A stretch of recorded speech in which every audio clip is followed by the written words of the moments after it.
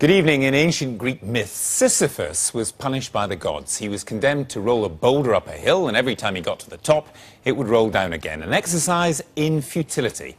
Well, to many ordinary Greeks, that is how the endless austerity imposed upon them must seem. And so, when the person many Greeks most blame for the cuts in their living standards, Germany's Chancellor Angela Merkel, arrived in Athens today, she was greeted with protests and hostility on the streets. The visit came as the International Monetary Fund published figures which suggest it may not just be the Greeks who are rolling the stone up the hill to no great effect. Our economics editor Paul Mason is here with the big picture. What did the IMF say, Paul? Well, in the last few minutes they've put out a statement saying that Eurozone is the source of acute instability in the world, and we kind of knew that. But 24 hours ago they issued a forecast for the world economy that I think we will see as something of a turning point in attitudes. It says, first of all, there's a growth downgrade across the board. In this country, we're going to see, they predict 0.4% shrinkage of the economy. We have suffered the biggest downgrade in growth projections for any major economy.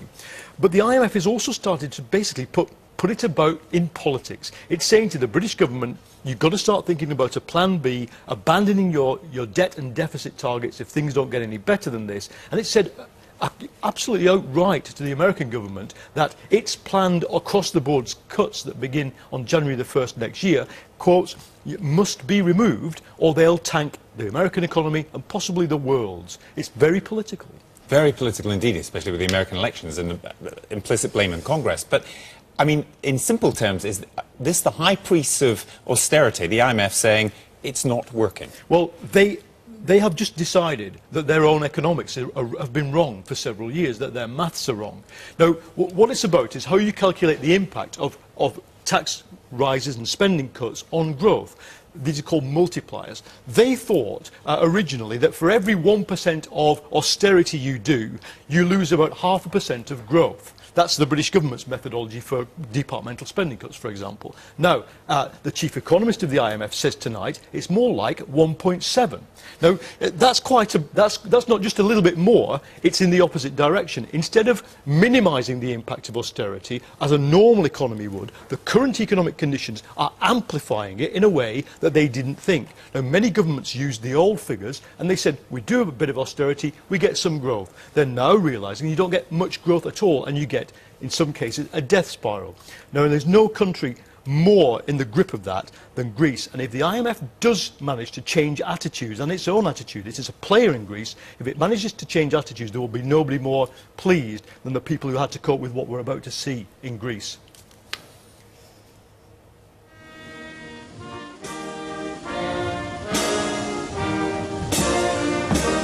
Angela Merkel arrived, she said, to support Greece, to support its progress on reform and austerity. She did not find much support on the streets of Athens.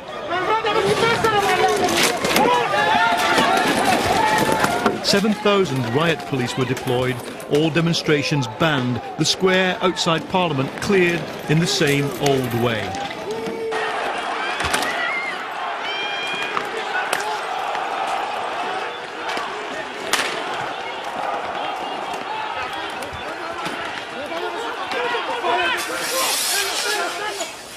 The Greek Prime Minister said this weekend his country was facing a Weimar-style collapse. Democracy, he said, faces its greatest challenge. His coalition had pledged to renegotiate the bailout deal with softer conditions and more time to balance the books. But Mrs Merkel could offer none of that. Despite the fact that this is a difficult path, I think it is going to prove worthwhile for Greece, for if you would not attend to solving the problems now, they would recur at a later point in time in a much more dramatic way. For many Greeks, even away from the trouble, it is dramatic already. 25% of them have had to join the dole queues, and since the crisis, the economy has shrunk by 23%. A country that was once peaceful and prosperous is just depressed. Greece is now going through a humanitarian catastrophe.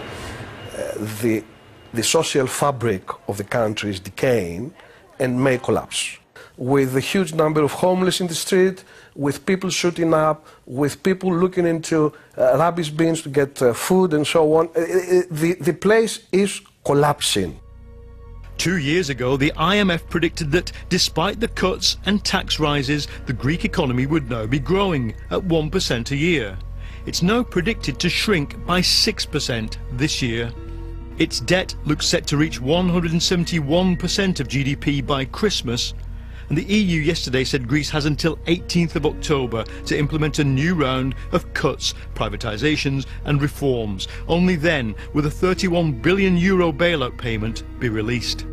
The problem, of course, if the money doesn't come and if there is no change in conditions, is first of all that everyone is going to get completely disillusioned with a government that promised that they were going to achieve some negotiation in all this and come back with some goodies to show to the Greek population that voted for them.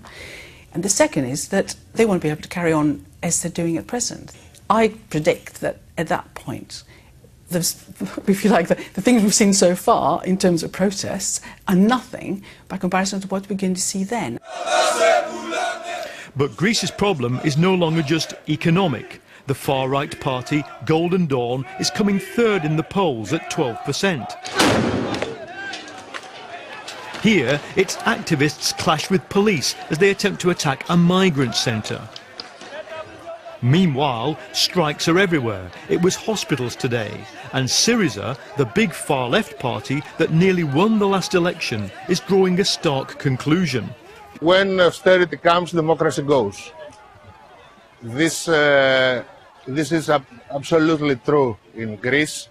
We have seen democracy deteriorating all these years, 3 consecutive years.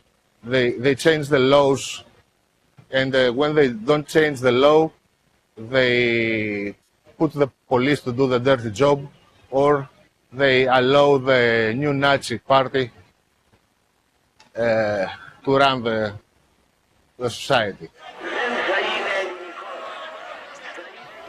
Today, the demonstrators brought in some distinctly non-neo-Nazi uniforms in fancy dress to make the point. But worries about Greek democracy are widely shared. To be in the European Union, you have to be a democracy. When communist states wanted to join in the early 90s, they were shown the so-called Copenhagen criteria. Stable institutions guaranteeing democracy, the rule of law, human rights and the protection of minorities. There is now growing concern, inside and outside Greece, that the country itself may no longer meet them. The chances of serious political unrest are very, very large, and of course the military isn't going to stand idly by and see it all happen. Now, it's interesting for me because the only way Greece can actually leave the EU is if it's no longer a democracy, and I suspect that if the rest of Europe doesn't help Greece, Greece will not be a democracy for long. Greece is approaching some kind of endgame. If the IMF, which prescribed austerity, now says it should be taken in smaller doses, no one will heave a greater sigh of relief than those trying to hold this country together. George Papakonstantinou was the finance minister of Greece when this crisis began. Let's start with the IMF.